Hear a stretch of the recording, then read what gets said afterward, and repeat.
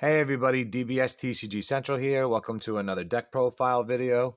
If you saw the thumbnail, you saw today we're doing Raditz Brotherly Revival. So this is a reboot leader. It came out as a promo for one of the new sets. I'm not sure which one it was. But it is stronger than the original. It's kind of updated, and it definitely has a lot of support that was spread out through a bunch of sets. We have a real interesting one. I saw this actually played. I actually saw someone play this deck, and I saw a deck profile that's pretty similar, and it is crazy. It handles a lot of stuff, and it's very, very competitive, and it can definitely do some work in this meta, especially. So I'll show you what he does. So on this side, he is Raditz. So when this card attacks, your opponent chooses one card in their hand and they send it to their warp. So this is really good because right off the bat, it's not sending it to the drop area. So usually with hand control decks, people sideboard Deborah, which will, if you discard a card, if they get to choose to discard a card and put it in the drop area, if they choose to sideboard the Deborah and they put that in their drop from their hand, they could, I believe, pay one energy and then draw two cards. So this just passes over that by sending it right to the warp. So it doesn't even send it to the drop. So Deborah can't even handle this, really. So not really ideal for people trying to run Deborah in their sideboard. But active main, once per turn, look up to the top 5 cards from the top of your deck, and you can choose up to one red or green Raditz, Vegeta, or Nappa card among them and add it to your hand. And if you chose a card to your hand, you got to choose one other card in your hand and discard it. So that's really good. Awaken, when your life is at 4 or less, or you have a unison card, a green unison card with specific cost of 3 in play, you may draw one card and flip this card over and untap one energy. So with this deck here, we want to stay on this side for a while just because we get to filter a little bit with this ability here, the active main, to get some cards that we need in our hand. I'll show you exactly how we do it. It's really cool. So, and then he awakens, and on this side, he's Raditz Brotherly Revival. So once per turn, when this card attacks your opponent, choose one card in their hand, and they send it. Your opponent chooses one card in their hand, and they send it to their warp. If the opponent has 4 or more non-black cards in their warp, this card gains critical for the turn. So that's really good. You're not drawing with this leader inherently, so not giving them the advantage by attacking is really good. That because you want to put it in the drop area rather than give them the card that goes to their life to their hand instead, because we are dealing with a hand controlled build here. He's got another auto. Place 4 non-black cards from your opponent's warp at the bottom of your owner's deck in any order, and at the start of your main phase, this card gets triple attack for the turn. So I'll show you how we abuse that ability too. This is a really cool build. I can't wait to show you guys. So let's get started here. All right. So the first cards we run, they're tournament pack cards. Really strong. They kind of act as a little board wipe for the deck here. Raditz Vengeful Strike. So it's got unique, it's got blocker, and it's got a limit 1 for 1 green energy. When a card in your opponent's hand is sent to the warp by one of your skills, you may play this card from your hand. So your leader ability inherently just warps a card from their hand. So you'll be able to play this for 1 energy, and it's a 15k blocker. You could attack with it, or you could block with it. Either way, it's really good. So if you if your leader card is green, when this card is played, for every 2 non-black cards in your opponent's warp, choose up to one of your opponent's battle cards with energy cost 4 or less and KO it. So late game, when you have a lot of cards in their warp because you've been discarding their cards and putting it in their warp, this guy acts as almost a board wipe because you get upwards to 10, 12 cards, 14, 16 cards, all in their warp. Never mind if they're overwhelming themselves. So you could potentially board wipe a bunch of 4 drops and under with this card here. It's really strong. And it's a blocker and a 15k, so it's very versatile too. Oops. And the next card we run, so this one obviously here is searchable because this leader searches out Raditz, Vegetas, and Nappas. So we run 2. It's good enough. It's got unique, so we don't need to run any more than that. 3 could be viable, but just if you want to see it, but you search it out. So I think 2 is a good number. Raditz, Ruthful Adversary. Now this card is the MVP of the deck to me. I can't believe this sometimes. So this card, it's for 1 energy. If your leader card is a Raditz, when you play this card, you can choose one. You can draw 1 card for every 2 non-black cards in your opponent's warp. That's what we're going to usually use it for. That's mainly what we're going to drop this card for. And then it's got another one where you can choose up to 1 of your life and add it to your hand. Then choose up to 1 of your opponent's battle cards with energy cost 1 and KO it. This is in case you need to self-awaken, because we don't run any 3-cost green unisons in this one. We awaken at 4 if we're going to awaken. We really want to stay on this side to accrue the advantage sometimes. And when we go for game, we'll usually flip over, or if we need the extra energy. But this here, draw 1 card for every 2 non-black cards in your opponent's warp. So you can have, like I said, up to 16 cards, even more, in their warp at one point if you really get going, especially if you control them enough and get late game, where this is ridiculous. You can draw, 8 to 10 cards off of this 1 energy investment. So it is very, very strong in this deck. And it definitely helps you because you're inherently not drawing with your leader. You're just kind of getting rid of cards from your opponent's hand. So to draw is just unbelievable. Also searchable with the leader ability. This card here, SSB Vegeta Lost Kingdom's Pride, is a newer card from Realm of the Gods. Now this card is super strong in this deck too, but also it's searchable with the leader. So it's got dual attack. If your leader is green and you have 3 or more energy, at the end of battle in which this card was used in a combo from your hand, you can play this card from your drop area. Playing it from your drop area is really good because a lot of cards usually hit it if it's played from your hand, so it gets around a lot of cards. Auto, once per turn, when this card attacks and KOs an opponent's battle card, your opponent chooses 1 card in their hand and they discard it. So automatically, when you play this card, you play it defensively. It's really good because it's a 10k combo. You pay 2 energy of any color, so it doesn't have to be green. We run black and green in this, so we could use black energy to pay for the combo cost. It comes out, and then you can just start pegging away little threats your opponent might have. And because they're going to be low on hand size, they're really not going to want to combo out of it. And they probably don't want their life getting hit either. So they got to pick and choose. So this becomes really a frustration for your opponent. But also it's a dual attack 20k. So that's nothing to gawk at if you need to get some life down. But I usually use it to get rid of some pesky battle cards. And then they're discarding cards from their hand. So it's really good. Super combos, which are also searchable with the leader's ability. I do a split. I do a 3-1 split. We'll start with these 3. Vegeta Proud Warrior. This is from the new set. It's a super combo. If your leader card is red or green, when this card is used in a combo from your hand, play 1 Cyberman token, and it gets unique and blocker for the turn. Now, this card at first glance is like, oh, okay, you got a blocker. First of all, it's really good. It's extra defense. Defensively, when you play it, you can combo with this, and then you put out a Cyberman token, and then you can block with it. But also, if they go higher, if you need to get higher, if this is just a 10k, you could use that Cyberman token, combo with it, and this becomes almost a 15k super combo. So that's really strong defensively. And then you get rid of the token when you do that, and then it has unique, and you can play another one and then play another blocker. So it's really versatile, and it's really strong on defense, which is good for this deck because we don't play a lot of the regular green floodgates. But we do play some, which I'll get to in a minute. So that's really strong.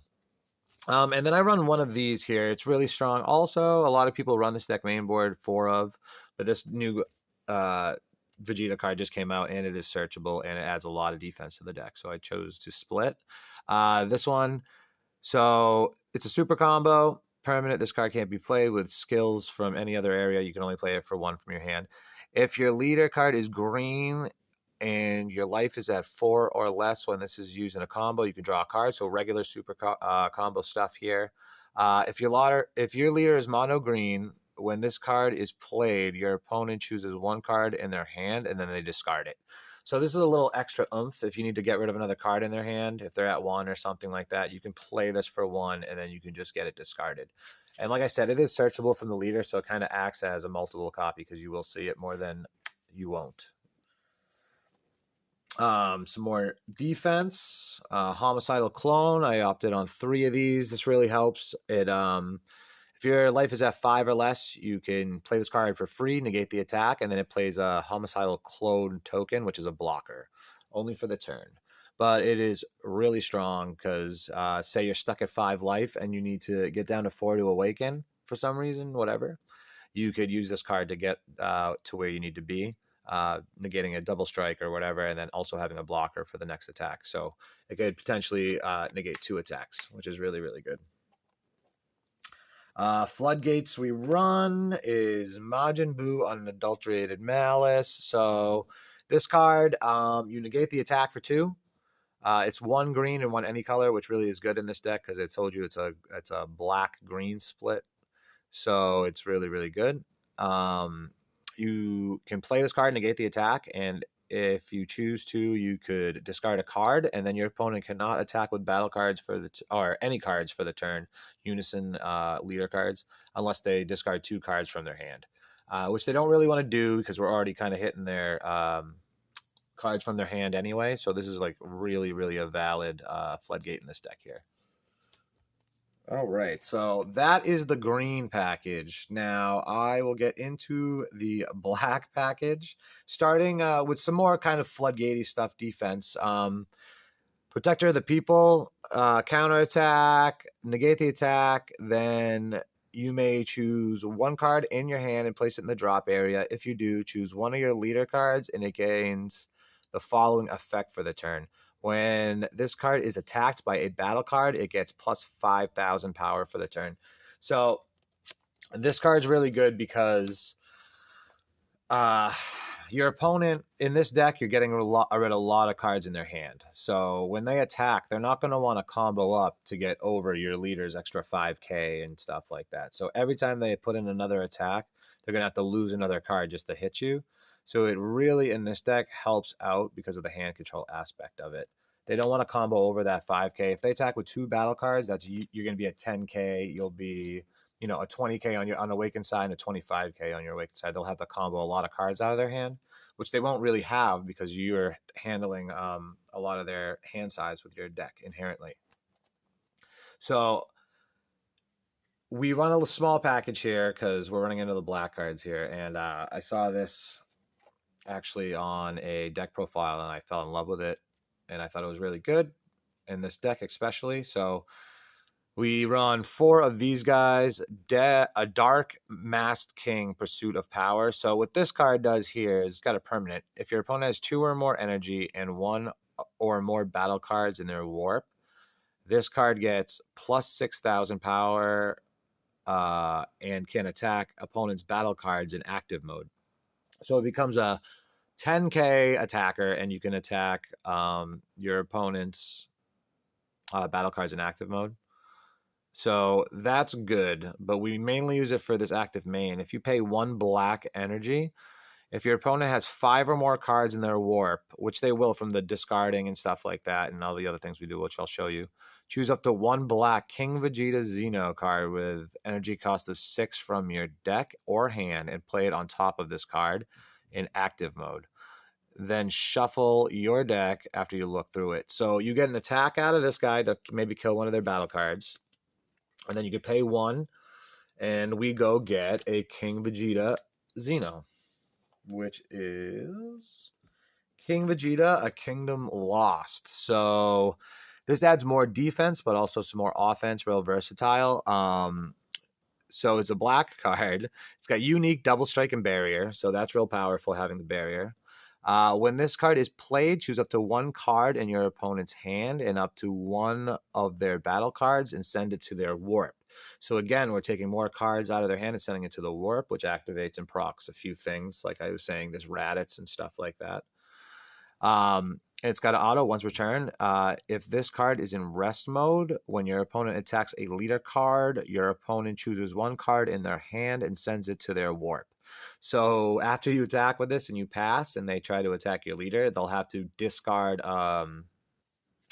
warp another card from their hand. So that's just more incentive for them not to attack, and they'll have to attack into this instead. So active main for 2 black energy. If your opponent has 3 or more cards in their warp, you can play this card from your hand. So this guy, between this guy and this guy, you're paying 2 energy to get this guy out. It almost acts as 7 copies. So real good. But when you play this guy, you get an extra attack in first. So defensively, it's really good because it'll prevent your opponent from attacking you because they don't want to lose more cards in their hand. But also it's a double strike barrier, and they'll have to attack into it also and waste their attacks. And say you played a Majin Buu or whatever else, they're not going to be able to attack. Or a Power of the People. Every time a battle card attacks, your leader will get higher. So it's real crazy what you can do. Another package we run, this one's really cool. I fell in love with it. I saw it on the same deck profile. I thought it was so good. Toa, Calling of the Horde. So this is just a searcher here. So when this card is played, look at the top 5 cards from the top of your deck. You can choose up to 1 black android or demon realm race with energy cost 3 or less, or 1 black unison card with specified cost of 2 among them, and add them to your hand and then shuffle your deck. So it's also got a spirit boost if your leader card is a black Finn, which doesn't matter. In this deck, it doesn't matter. And you place up to 1 card in your under your leader card in its owner's drop area. So that doesn't even matter for this deck. We only use it for the first part, the searching. But it's a 1-drop Toa, so remember that. And what it searches out, or what it can search out, is this Toa here, because it is a Dark Demon realm race. So Dark Temptation Toa. It's got Overwhelm 3 for free. You can play it if you have 3 or more cards in your in your drop area. When you play this card using Overwhelm, if your leader card is a green or yellow, choose up to 1 of your leader cards, and it gets plus 5,000 power for the duration of the turn, which comes into play later because I told you that your leader can get triple attack. If your opponent chooses, where am I? Yeah, it gets 5,000 power for the duration of the turn, and your opponent chooses 1 card in their hand and places it into the drop area. So it's more hand control for free. All you do is Overwhelm, and you can play it. But also, there's another reason we run this Toa, and it's really good to get it in the warp after the Overwhelm. Oh, another Toa that we run, which is also searchable with the 1-drop and evolves on top of it, is this one here. It's Demon God Toa Unbridled Might. So it's got dual attack. It's got an X evolve, which how you're going to play it. So you pay 1, you play her, and then you can search this card out, and you can evolve right on top of that Toa, the 1-drop. So it's got an X evolve here, Toa with energy cost 2 or less. When this card is played from your hand, draw 1 card, which is great because you want to draw as much as possible. Then your opponent may choose up to 2 of their battle cards and or cards in their hand and send them to their warp. If the opponent sends 1 or fewer cards to their warp using this skill, choose up to 1 of their unison cards with 4 or more markers on it and gain control of it. So say they're already really low on hand size, and you got rid of all the battle cards using all these abilities we have and coming up to get rid of everything. They have no choice. They can't say they can't do it, or they're unable to put 2 cards to their warp. You can just take their unison. You can take the Boo unison, any kind of unison, and you can use it on your side, which is unbelievable. It's crazy. So this is a really spicy card that I thought was cool. And like I said, this 1-drop Toa searches it out, and then you can evolve it right on top of there. It's a good surprise for your opponent. It really, really freaks them out. Stealing their unison's insane. So that 1-drop Toa also searches out androids. So this is the android that we choose to search out. And this card for 3 energy is really, really strong. It's got a Union Absorb. You can choose 1 Toa. That's why I said remember that they were Toas. We got the 1-drop Toa. We have this Demon Realm race. What is it? Demon God Toa. And then we have also the Dark Temptation Toa. So that's a lot of Toas. That's 10 Toas. And you could choose one of them, and they have to be in your warp. So like I said, when you overwhelm with this one automatically goes in your warp. Never mind if there's any other Toas in your drop before when you overwhelm, they'll be in there after. So there's plenty of Toas to get. And once you put this under that card, place under this card, you could choose up to one card in your hand, and you can discard it. And then you choose one Mira card with energy cost of 6 in your deck, and you can play it on top of this card and then shuffle. And then auto, it's got a burst 3. When this card is played, you can burst 3, which fills up your drop area, getting you another overwhelm in. You know what I mean? We can use the Toa. So you put 3 from the top of your deck into your drop, and then you can Toa if you need to. And then you can draw 2 cards. So really, really strong. So for 3 energy, you're drawing 2 cards. You do have to discard one, but you play this guy who's a 20k attacker. But also you union absorb a Toa from your warp, and then you go get this 6-drop Ultimate Transformation Mira. So when this card is played, you choose up to one card. Choose up to one card in your opponent's hand. So you get to choose which card that you discard from their hand. They just have to randomly show you. And then you can send it to their warp. And then active battle, once per turn, you can choose up to one black battle card with energy cost 30,000 power and place it in its owner's drop area, and choose up to one of your opponent's battle cards and send it to their owner's warp. So this guy comes out. He's a 30k attacker. And then if you need to, you can get rid of him. And then you can warp any one of your opponent's battle cards. So really, really cool. Really, really strong. Barrier removal. I run these guys. I'm still working on barrier removal. I want it to work perfect. I might run some green stuff that I have, like the Gohan and stuff, to get rid of some bigger stuff. But for this works fine for now. And it acts as another 25k attacker for game a lot of the times. When this card is played using Overwhelm, you draw 1 card, which is good. Like I said, every card you want to play, you want to kind of draw a card. Then choose up to one of your opponent's battle cards and ignoring barrier and send it to its owner's warp. So going with the theme of everything, you do often enough get 6 cards in your drop area a lot, because you're using a lot of these cards here where you're drawing cards from your hand. Like the Mira, almost every card in here makes you almost drop a card from your hand, and it replaces itself by being wicked rugged. Like this one here, you got to discard a card when you play it. All the other ones draw you cards. So it's really good. Or like the Majin Buu, because you have to discard a card to use his floodgate ability. So you will get cards in your drop area to play them for 6. And I only use them when I need to, if there's something pesky with barrier I need to get rid of. Now this card is really good. You only run 2. You only need 2 really. You can Dark Overwhelm. You can get it off a lot. But Demon God Demigra here, when this card is played using Overwhelm or Dark Overwhelm, you can draw 1 card, and then you can choose up to one of your opponent's battle cards and set it to its owner's warp. Really strong, more removal. And every time this card attacks, your opponent chooses 1 card in the hand and sends it to their warp. Really, really strong. Really good. All right, so the bread and butter of the deck. This is the game ender here. Shenron the Wish Granter. So this might be weird here. When people probably see this, probably like, what the heck? This is some crazy tech I saw online, and I couldn't believe it. This card can attack. It's got a permanent. It's Sparking 7. So these abilities, when you play this card, you need to have Sparking 7, which means you need to 7 cards in your drop area for this ability to take effect. So when you play this card, draw 2 cards, then choose one. Okay, so you draw 2 cards after you play it, and then you choose one. Choose up to 4 of your energy and switch them to active mode. We won't use that one. Choose 1 battle card that with energy cost of 3 or less from your drop area and play it.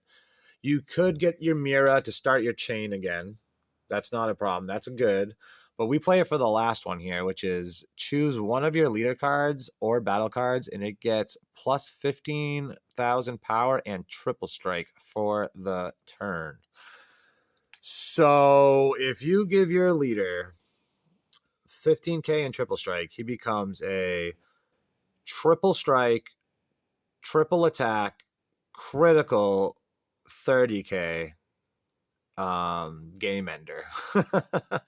So you get to swing 3 times with a 30k critical triple strike. It's insane. It's such a insane move. So your turn 5, or maybe if you need to wait till turn 6 or whatever, you can just play this card. Like, you're controlling them enough and you're controlling their hand that when you'll get to turn 5, and once you get there, it's going to be game over for them. It's like the biggest boss monster I've ever seen. It's a leader card too, so they can't like warp it or get rid of it. It's your leader, you know? So a leader swing attack like that is nothing to gawk at all. But that is literally what made me want to play the deck, was that crazy combo. I might bump this to 3. I don't know. I see it every time, but I might bump it to 3 just to be safe. And then I run for secret rares, Supreme Kai of Time. So this one's good because it warps more stuff and puts it in the warp. So say you need to play this and then you need to draw cards, you can warp maybe their whole board. They have like 15 guys out, and then you could play this and you draw like 10 cards. So it's really crazy. So what it does is active main. Okay, so active battle. If you have 3 or more energy, play this card from your hand. If you do, your opponent can attack with leader cards or unison cards for the turn.